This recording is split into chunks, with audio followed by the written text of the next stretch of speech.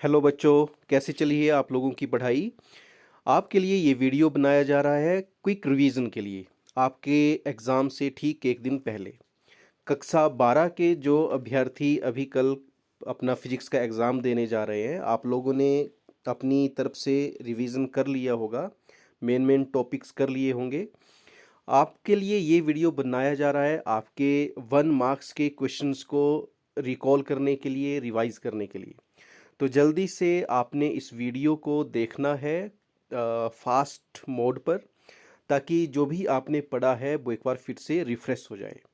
तो चलिए वीडियो को शुरू करते हैं। सबसे पहले आपका ये जो क्वेश्चन है, ये चैप्टर वाइज मैंने सीक्वेंस में लगाए हैं, और इन क्वेश्चंस को यहाँ आपको देने का मकसद यही है कि क्विक रिवीजन के लिए एग्ज़ाम से ठीक एक दिन पहले ये वीडियो आपके लिए बनाया जा रहा है।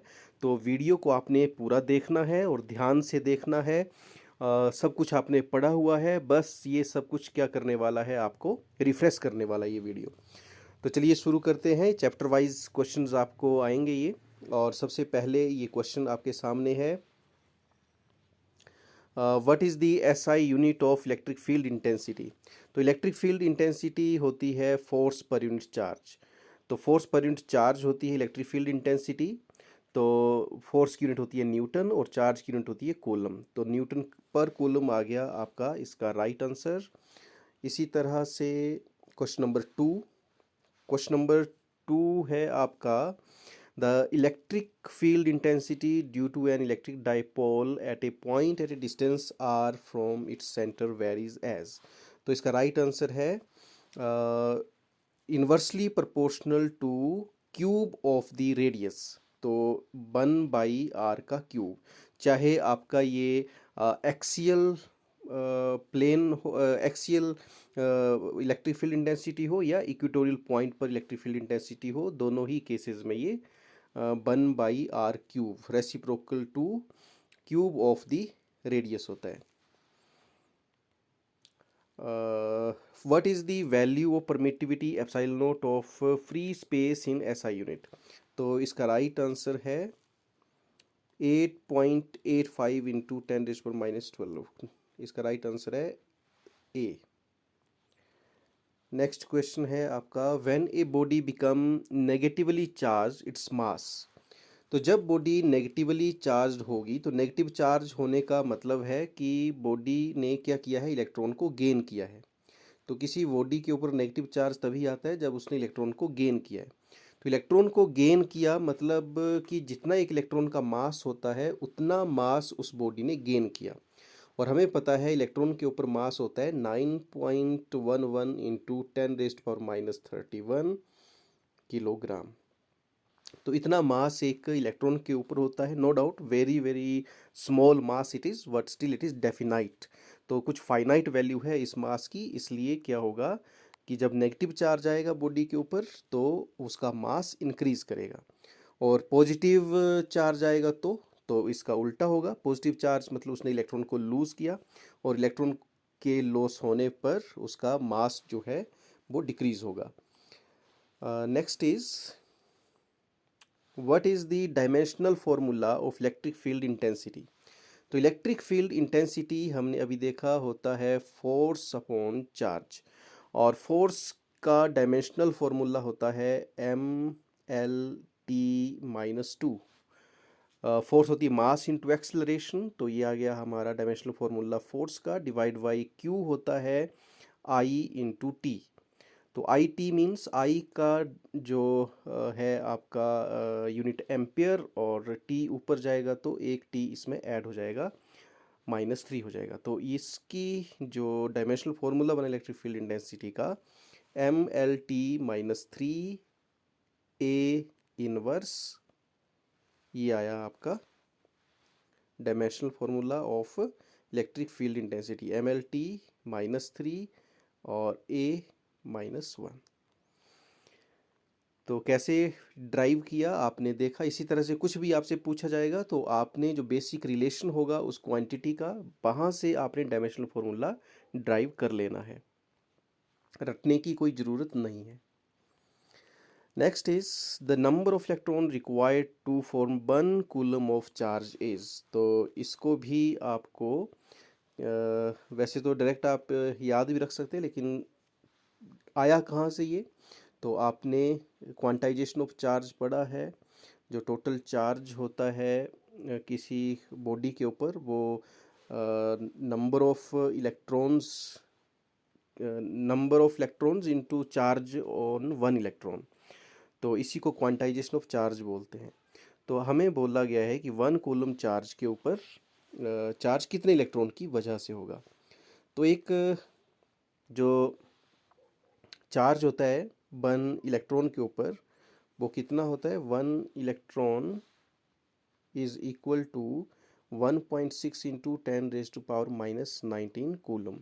तो यहाँ से 1 कूलम का अगर नंबर ऑफ इलेक्ट्रॉन्स आपने पता करने हैं, तो यहाँ से हम क्या करेंगे, इसको दूसरी तरफ जा कर के अपॉन में ये क्वांटिटी चली जाएगी, 1.6 इंटू 10⁻⁻19। तो अब इसको हम अगर सॉल्व करें, तो यहाँ से पॉइंट हटा दूँ तो यह 10 बन गया, 10/16 बन गया, 5 2 ज़ा 10, 8 2 ज़ा 16। अब इसको अगर हम सॉल्व करें, तो इसको सॉल्व करें तो पॉइंट और 50 बन गया, 8 6 ज़ा 48, 20 8 2 ज़ा 16, 40 8 5 ज़ा 40। तो 0.625 इंटू 10⁻⁻19 है। और जब मैं यहाँ से एक पॉइंट राइट साइड को शिफ्ट करूँगा, तो ये बन जाएगा हमारा 6.25 इंटू 10⁻18। तो राइट आंसर इज 6.25 इंटू 10⁻18।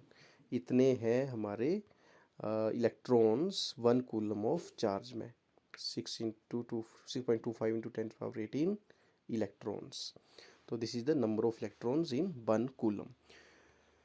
तो बेसिक रिलेशन से इस तरह के क्वेश्चंस आप सॉल्व कर सकते हैं। Next is why do 2 electric field lines never intersect. Very very important, many time asked question in HP board exams. तो क्यों इंटरसेक्ट नहीं करती हैं, जो हम प्रॉपर्टीज़ हमने पढ़ी थी इलेक्ट्रिक फील्ड लाइंस की, वो क्या थी कि ये कभी इंटरसेक्ट नहीं करेंगी, but question is why. So the answer is 2 electric field lines never intersect because if they did, there would be 2 different directions of the electric field at the point of intersection, which is not possible. The electric field at any point in space has a unique direction. तो जब हमने electric field lines के लिए जो electric field lines को plot किया था, these are imaginary lines which shows the presence of electric field due to a charge।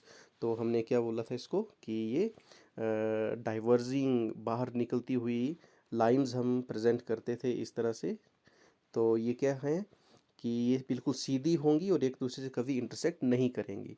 और इंटरसेक्ट ना करने का रीज़न क्या है कि अगर ये कहीं इंटरसेक्ट करती हैं, तो इसका मतलब क्या है कि एक पॉइंट पर इलेक्ट्रिक फील्ड लाइंस की 2 डायरेक्शंस हमें मिल रही होंगी, जो कि पॉसिबल नहीं है, और it is against the basic theory of electric field lines. So electric field lines never intersect. Next question is calculate the Coulomb's force between 2 alpha particles separated by distance। तो हमें इस तरह का क्वेश्चन अगर पूछा जाता है जिसमें हमें 2 चार्ज दिए हैं और उन चार्ज की वैल्यूज़ दी हैं और उनके बीच का डिस्टेंस दिया है, तो हमें पता है हमें क्या करना है। कूलम्स लॉ ऑफ फोर्स जो हम कैलकुलेट करते हैं कूलम्स लॉ से, कैसे करते हैं, electrostatic force by Coulomb's law क्या थी, F is equal to Q1 into Q2, दोनों चार्जेस को मल्टीप्लाई किया, डिवाइड बाई उनके बीच के डिस्टेंस का स्केयर कर दिया, और 1/4 पाई एप्सिलॉन नॉट जो इसका कांस्टेंट था K, उसकी वैल्यू होती है, K की वैल्यू हम इसमें डायरेक्ट यूज़ कर सकते हैं। और 9 इंटू 10⁻9, वैसे 8.854 होती है, लेकिन इसको कई बार 9 इंटू 10⁻9 डायरेक्ट कैलकुलेशन को सिंपल करने के लिए हम इसको ऐसे यूज़ कर लेते हैं। तो इस तरह से आपने डायरेक्ट वैल्यूज़ पुट करके कूलम्स लॉ अप्लाई करके 2 चार्जेस के बीच की फोर्स को कैलकुलेट कर लेना है। Explain the concept of quantization of charge. अभी हमने पढ़ा कि किसी बॉडी के ऊपर जो टोटल चार्ज होगा वो क्या होगा, नंबर ऑफ इलेक्ट्रॉन्स या number of these charge particles, this can be electrons और प्रोटॉन। जो सबसे छोटा चार्ज है वो है इलेक्ट्रॉन और प्रोटॉन का चार्ज। वैल्यू दोनों की सेम होती है, अगर इलेक्ट्रॉन है तो उसमें माइनस लगेगा और प्रोटॉन है तो प्लस लगेगा। तो किसी बॉडी के ऊपर जो टोटल चार्ज होगा वो number of these charge particles into the charge on the individual particle, तो इसको बोलते हैं quantization of charge. Next is explain the law of conservation of charge with an example. तो कंजर्वेशन, कंजर्व करने का मतलब क्या होता है कि जो क्वांटिटी कभी लॉस में कभी ख़त्म नहीं हो रही है, वो क्या है, अपने आप को मेंटेन करके रख रही है, तो उसको बोलेंगे कि वो कंजर्व क्वांटिटी है। तो चार्ज भी क्या है, लॉ ऑफ कंजर्वेशन को ओबे करता है। तो इसका मतलब क्या है, total charge in an isolated system remains constant, कि जो टोटल चार्ज है किसी सिस्टम का वो कांस्टेंट रहेगा, वो डिस्ट्रॉय नहीं होगा। For example if a glass rod is rubbed with silk, क्योंकि एग्जाम्पल भी पूछा था आपसे, तो इसको इलस्ट्रेट करने के लिए, एग्जाम्पल देने के लिए आपने ये ले लिया। If a glass rod is rubbed with silk, electrons are transferred from the rod to the silk. जब हम सिल्क और रब्ड को रब करेंगे, ग्लास रोड को और सिल्क को रब करेंगे, रगड़ेंगे आपस में, glass rod becomes positively charge and the silk becomes negatively charge. However the total charge before and after rubbing remain zero. तो जो टोटल है चार्ज, जितना ग्लास रोड ने एक्वायर किया और जितना सिल्क ने एक्वायर किया, वो जो उनका टोटल होगा वो जीरो होगा।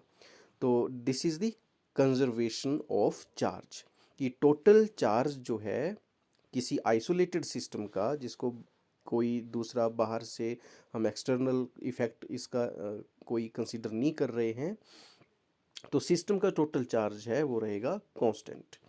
इसका एग्जांपल दे दिया, सिल्क और ग्लास रोड को रब करने से जो ये चार्ज एक्वायर किए उन्होंने, पॉजिटिव नेगेटिव, तो वो टोटल रहेगा कांस्टेंट। अब सेकंड चैप्टर आपका electrostatic potential and capacitance. Second chapter से देखते हैं, इम्पोर्टेंट बहुत सारी चीज़ें हैं, लेकिन मैंने आपको पहले ही बताया कि इस वीडियो को बनाने का मकसद है क्विक रिवीजन। बड़ी सारी चीज़ें आपने पढ़ी हुई हैं, तो अब इनको क्या करना है, स्ट्रीमलाइन करना है। छोटे छोटे क्वेश्चंस की हेल्प से आपने रिकॉल करना है जो भी आपने पढ़ा है। तो अभी चैप्टर 2 को देखते हैं। इलेक्ट्रोस्टैटिक पोटेंशियल क्या होता है, व्हाट इज इलेक्ट्रोस्टैटिक पोटेंशियल। तो इलेक्ट्रोस्टैटिक पोटेंशियल क्या होता है, work done per unit charge. आपने पढ़ा है कि इलेक्ट्रोस्टैटिक पोटेंशियल होता है work done per unit positive charge in bringing a positive charge test charge. Test charge मतलब इसको पॉइंट चार्ज हम कंसीडर कर रहे हैं। तो this work done per unit charge in bringing a positive test charge from infinity to that point। That point कौन सा point, जहां हम इलेक्ट्रोस्टैटिक पोटेंशियल को कैलकुलेट कर रहे हैं, ऑब्जर्व कर रहे हैं। तो जब ये चार्ज इन्फिनिटी से उस पॉइंट तक ला रहे हैं हम, और साथ में क्या है, विदाउट एक्सेलरेशन। तो विदाउट एक्सेलरेशन का मतलब क्या हुआ कि जो वेलोसिटी है उस चार्ज की वो चेंज नहीं हो रही है, कांस्टेंट वेलोसिटी के साथ वो चार्ज मूव कर रहा है। तो इसका मतलब है एक्सेलरेशन उसमें क्या होगा, जीरो, क्योंकि एक्सेलरेशन होता है rate of change of velocity, और वेलोसिटी चेंज नहीं हो रही है तो मतलब एक्सेलरेशन उसका जीरो है। तो जो यूनिट होती है इलेक्ट्रिक पोटेंशियल की वो होती है वोल्ट, और वोल्ट होता है जूल पर कूलम। तो जूल पर कूलम कहाँ से आया, क्योंकि हमें यहाँ क्या बोला डेफिनेशन में कि volt is equal to work done per unit charge, और वर्क की यूनिट होती है जूल और चार्ज की यूनिट होती है कूलम। तो हम बोल सकते हैं इसको 1 volt is equal two joule पर कूलम। नेक्स्ट क्वेश्चन है आपका, what is the dimensional formula of electric capacitance. तो कैपेसिटेंस का इलेक्ट्रिक कैपेसिटेंस का डायमेंशनल फॉर्मूला क्या होता है। तो हमें पता है कि जो वोल्ट है, एक कैपेसिटर कितना वोल्ट स्टोर करेगा, V is equal to Q into C. इतना जो वोल्ट है किसी कैपेसिटेंस के कैपेसिटर जो है वो स्टोर करता है, या इसी से हम ऐसे बोल सकते हैं कि C is equal to V upon Q। तो हमने यूनिट डायमेंशनल फार्मूला लिखना है कैपेसिटेंस के लिए। तो मैंने पहले भी बोला बच्चों कि इनको याद करने की ज़रूरत नहीं होती है, आपको बेसिक जो रिलेशन है उन फिजिकल क्वांटिटीज़ का, जिसमें वो पर्टिकुलर क्वांटिटी जिसका डायमेंशनल फार्मूला हमने लिखना है वो किस किस के ऊपर डिपेंड कर रही हैं बेसिकली, तो वहीं से हमने डायमेंशनल फार्मूला ड्राइव करना होता है, लिखना होता है, रटने की ज़रूरत नहीं होती है। अगर बार बार प्रैक्टिस करके आपको ये याद हो जाए तो अच्छी बात है, और अगर याद नहीं है तो आपने इसको ऐसे ड्राइव करना है। तो वोल्ट का डायमेंशनल फार्मूला क्या होता है, तो पहले वोल्ट का भी निकाल लेते हैं। V होता है W अपॉन Q। तो V की जगह हम लिख सकते हैं W का डायमेंशनल फार्मूला है work done, ML2T-2। Work done क्या होता है, फोर्स इंटू डिस्प्लेसमेंट। तो यहाँ से आ गया ML2T-2 और डिवाइड बाई है Q। तो Q का होता है AT, Q होता है I इंटू T। तो I का आ गया A और T। तो ये जब ऊपर जाएगा तो ये हम बोल्ट का लिख रहे हैं, तो T हो जाएगा -3 और A हो जाएगा -A। और डिवाइड में है यहाँ पर ये Q यहाँ का, तो इस Q का भी होगा AT। तो ये जब AT ऊपर जाएगा तो A हो जाएगा -2 और T हो जाएगा -4। तो आपका जो डायमेंशनल फार्मूला बना वो बना ये ML2T-4 और A-2। तो ये लिखा है यहाँ पर ML2T-4 A-2। तो इस तरह से हमने ड्राइव करने हैं डायमेंशनल फार्मूलेस, अगर आपसे किसी फिजिकल क्वांटिटी का पूछा जाता है तो। चलिए नेक्स्ट है आपका what is the dimensional formula electric potential. तो अभी ड्राइव किया हमने electric formula of dimensional formula of electric potential. Next is so that no work is done in moving a charge over an equipotential surface। तो equipotential का मतलब क्या हुआ, ऐसा सरफेस जहाँ पोटेंशियल जो है वो सेम है। तो चार्ज मूव करना है हमने किसी एक पॉइंट से जहाँ इलेक्ट्रिक पोटेंशियल V1 है और दूसरे पॉइंट तक जहाँ इलेक्ट्रिक पोटेंशियल V2 है, लेकिन सरफेस कैसा है, इक्विपोटेंशियल, मतलब V1 is equal to V2। तो वर्क डन क्या होगा, वर्क डन इज जो चेंज इन वोल्टेज है वो तो V2 माइनस V1 तो हो गया 0, तो वर्क डन भी क्या होगा 0। तो इसको हम लिख सकते हैं an equipotential surface is a surface where electric potential is same at every point. तो जहाँ हर एक पॉइंट पर इलेक्ट्रिक पोटेंशियल सेम है, ऐसे सरफेस के ऊपर अगर हमने किसी चार्ज को मूव करना है एक पॉइंट से दूसरे पॉइंट तक, तो वर्क डन क्या होगा 0, because we know work done is equal to Q into V। तो इस तरह से next question is establish a relation between electric field and potential gradient. तो इलेक्ट्रिक फील्ड और पोटेंशियल ग्रेडियंट के बीच में क्या रिलेशन होता है, electric field is a rate of change of electrostatic potential with respect to distance. मतलब कि electric field is equal to V over L।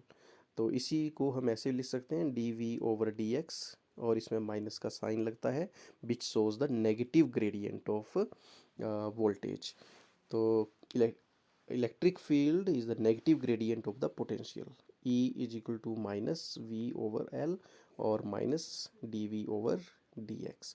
कि वो डिस्टेंस के साथ कैसे चेंज करेगा वोल्टेज, तो वो चेंज इन वोल्टेज जो होगा with respect to length that is electric field, और माइनस साइन इंडिकेट कर रहा है कि ग्रेडियंट जो बनेगा वो नेगेटिव होगा। What are the equipotential surface so that the work done, ये तो पहले ही हो गया। Next is so that electric field is the negative gradient of electric potential. तो ये भी अभी डिस्कस किया हमने, E is equal to minus dV over dx। Next question is what is the principle of parallel plate capacitor? Find the capacitance of a parallel plate capacitor with a conducting slab between its plates। तो ये आपने अपने notes से कर लेना है, important है। कर लिया होगा आपने अब तक। तो very important topic from this chapter. Next is no two equipotential surface intersect with each other. तो equipotential surfaces intersect. If two equipotential surfaces intersect, then at that point of intersection a charge would have two different potential values, जो कि possible नहीं है। किसी एक point पर दो अलग अलग पोटेंशियल डिफरेंट पोटेंशियल वैल्यूज़ अगर एक ही पॉइंट पर हैं तो it means it is against the basic laws of potential difference. तो ये बात पॉसिबल नहीं है, because the potential at any point in space can have only one unique value. तो इसलिए two equipotential surfaces never intersect.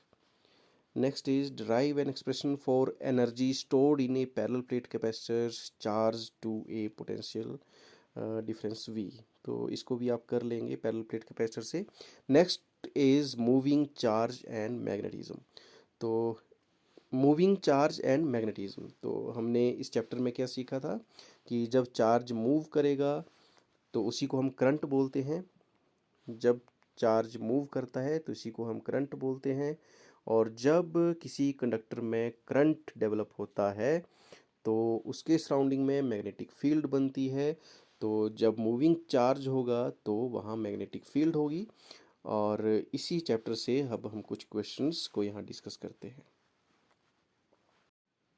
Moving charge and magnetism से पहला question जो एमसीक्यू में पूछा जा सकता है, a cyclotron is used to accelerate. Cyclotron से क्या एक्सलेट करते हैं? तो ऑप्शन में इलेक्ट्रॉन भी होगा, प्रोटॉन भी होगा, तो क्या एक्सलेट कर, न्यूट्रॉन भी होगा। तो इलेक्ट्रॉन को एक्सलरेट नहीं कर सकते हम साइक्लोट्रॉन की हेल्प से, क्योंकि इसका मास बहुत ही कम होता है और नेग्लिजिबल मास होने की वजह से साइक्लोट्रॉन से ये एक्सलरेट नहीं होता। इसका राइट आंसर होता है प्रोटॉन। न्यूट्रॉन भी नहीं होता, क्योंकि न्यूट्रॉन चार्ज न्यूट्रल होता है, तो इस वजह से ये भी एक्सलरेट नहीं होता है साइक्लोट्रॉन से। तो इसका राइट आंसर है पॉजिटिव आयंस। तो पॉजिटिव आयंस जो है वो इसका राइट आंसर है। To convert a galvanometer into a voltmeter. तो गल्वेनोमीटर को आपको पता होगा कि बड़ा इंपॉर्टेंट टॉपिक आपके इस चैप्टर में मूविंग कोइल गल्वेनोमीटर आपने कर लिया होगा, नहीं किया है तो इसको कर लें। Very very important moving coil galvanometer, और इसको कन्वर्ट करना as a voltmeter and galvanometer as an ammeter. तो इस पार्ट को आपने रिवाइज अच्छे से कर लेना है। तो क्या करना है गल्वेनोमीटर को वोल्ट मीटर में कन्वर्ट करने के लिए? वोल्ट मीटर क्या होता है? वोल्ट को मेज़र करता है, और वोल्ट को तभी एक्यूरेटली मेज़र करेगा जब उसके थ्रू कोई करंट नहीं जाएगा। और उसके थ्रू अगर कोई करंट गया तो वो वोल्टेज ड्रॉप ले लेगा, जिसकी वजह से एग्जैक्ट रीडिंग जो है वो वोल्टेज की नहीं आएगी। तो हमें पता है वोल्ट को मेज़र करने के लिए वोल्ट मीटर को हमेशा पैरेलल में कनेक्ट किया जाता है लोड के। तो जहाँ भी जिसके अक्रॉस हमने वोल्टेज कैलकुलेट करनी है उसके पैरेलल में हम वोल्ट मीटर को कनेक्ट करते हैं। तो वोल्ट मीटर से कोई करंट ना जाए, इसके लिए हम इसके सीरीज़ में बहुत हाई रेजिस्टेंस लगाएंगे। तो इसका राइट आंसर क्या होगा? High resistance connected in series. और इसी क्वेश्चन को आपसे ऐसे पूछा जा सकता है कि how to convert galvanometer to ammeter. तो एम मीटर की प्रॉपर्टी क्या होती है कि एम मीटर करंट को मेज़र करता है, और जहाँ हमने करंट को मेज़र करना है उसके सीरीज़ में हम एम मीटर को कनेक्ट करते हैं। तो क्योंकि इसको सीरीज़ में कनेक्ट करते हैं करंट को मेज़र करने के लिए, तो इसकी क्या प्रॉपर्टी होगी कि इसके अक्रॉस मैक्सिमम करंट चला जाना चाहिए, ताकि ये हमें करंट की एक्यूरेट वैल्यू रीडिंग दे सके। तो इसकी क्या होना चाहिए? इसका रेजिस्टेंस बहुत ही कम होना चाहिए। तो वोल्ट मीटर को एमीटर में कन्वर्ट करने के लिए हम इसके पैरेलल में वेरी लो रेजिस्टेंस कनेक्ट करेंगे, जिससे कि हमें पता है कि जब रेजिस्टेंस को पैरेलल में कनेक्ट करते हैं तो जो उसका इक्विवेलेंट रेजिस्टेंस बनता है वो less than the lowest resistance of the parallel branch होता है। तो पैरेलल में जितने करंट रेजिस्टेंस होंगे, इनमें जिसकी वैल्यू सबसे कम होगी, जैसे मान लो ये 8 ओम है और ये है 0.5 ओम, तो इन दोनों रेजिस्टेंस का जो इक्विवेलेंट आएगा that will be less than R equivalent will be less than 0.5। तो जो सबसे छोटी वैल्यू होगी रेजिस्टेंस की, उससे कम वैल्यू आएगी इक्विवेलेंट रेजिस्टेंस की। तो इसलिए अगर हमने वोल्ट मीटर को एमीटर में कन्वर्ट करना है तो क्या करेंगे, हम पैरेलल में लो वैल्यू ऑफ रेजिस्टेंस को कनेक्ट करेंगे गैल्वेनोमीटर के, और जब इसको हमने वोल्ट मीटर में कन्वर्ट करना है तो high value of resistance connect करेंगे सीरीज में। Magnitude of force experienced bye a stationary charge in uniform magnetic field. तो अगर स्टेशनरी चार्ज है तो हमें लोरेंट्ज़ फोर्स का पता है कि इलेक्ट्रोमैग्नेटिक फील्ड में जो फोर्स होती है, इसको आप ऐसे भी याद रख लो, लोरेंट्ज़ फोर्स मैं आपको बता रहा हूँ लोरेंट्ज़ फोर्स क्या होती है। तो लोरेंट्ज़ फोर्स इलेक्ट्रोमैग्नेटिक फील्ड में इलेक्ट्रोमैग्नेटिक फोर्स को कैलकुलेट करने के लिए लोरेंट्ज़ फोर्स का यूज़ करते हैं हम। ये होती है Q E plus V cross B. और जब यहाँ मैग्नेटिक फील्ड की बात करी है, सिर्फ मैग्नेटिक फील्ड की बात करी है, तो मैग्नेटिक फील्ड क्या होगी, एफ एम। यहाँ इलेक्ट्रिक फील्ड नहीं होगी तो Q into V B sine theta. V cross B था तो क्रॉस प्रोडक्ट वी और बी का, वेलोसिटी और मैग्नेटिक फील्ड का साइन थीटा आ गया। क्योंकि चार्ज स्टेशनरी है तो वेलोसिटी क्या होगी, जीरो। तो वेलोसिटी अगर जीरो हम यहाँ पुट करते हैं तो मैग्नेटिक फोर्स क्या आएगी, यहाँ पर जीरो आएगी। तो magnitude of force experienced by stationary charge in uniform magnetic field will be 0. Next question is two long parallel conductors carrying current in opposite direction. तो टू लॉन्ग पैरेलल कंडक्टर्स अगर opposite direction में current को carry कर रहे हैं तो ये repel करेंगे, और अगर सेम डायरेक्शन में है तो अट्रैक्ट करेंगे। अपोजिट है तो रिपेल, और सेम डायरेक्शन में है तो अट्रैक्ट। और किस मैग्नीट्यूड के साथ ये अट्रैक्ट करेंगे या रिपेल करेंगे, वो जो फोर्स ऑफ अट्रैक्शन और रिपल्सन होगी वो Ampere's law of this force की हेल्प से हम कैलकुलेट करते हैं, mu naught into I1 I2 upon 2 pi d, where d is the distance between two parallel conductors.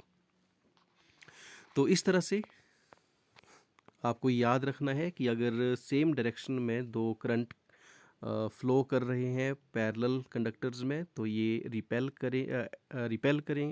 करेंगे, और अगर अपोजिट डायरेक्शन में फ्लो कर रहे हैं तो ये रिपेल करेंगे। और मैग्नीट्यूड कितना होगा इनका, वो एम्पेयर्स लॉ से कैलकुलेट कर लेंगे हम, F is equal to mu naught I1 I2 upon 2 pi D.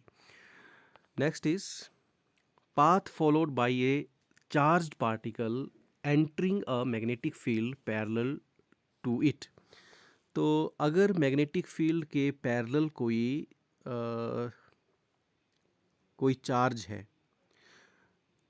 ध्यान से पढ़ें क्वेश्चन को, क्या बोल रहे हैं कि चार्ज है that is entering in a magnetic field parallel to it. तो मैग्नेटिक फील्ड के पैरेलल है आपके चार्ज की पोजीशन, तो उसके ऊपर क्या इफ़ेक्ट पड़ेगा, क्या वो चार्ज जो है वो सर्कुलर मूव करेगा या स्ट्रेट लाइन पर मूव करेगा या क्या करेगा। इस तरह से आपको 3-4 ऑप्शन दिए होंगे।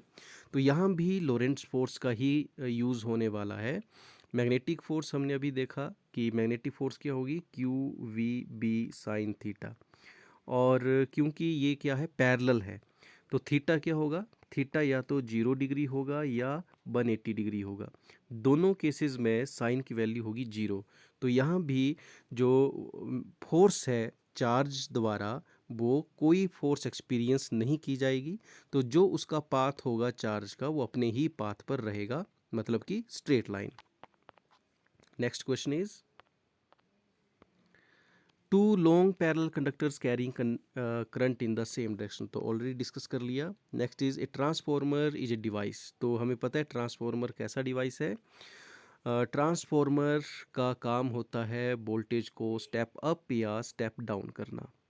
तो स्टेप अप या स्टेप डाउन करना वोल्टेज को ये ट्रांसफार्मर का काम है। और किस वोल्टेज को? एसी वोल्टेज को। एसी वोल्टेज को ये स्टेप अप या स्टेप डाउन करता है, और कितना स्टेप अप या स्टेप डाउन करता है ये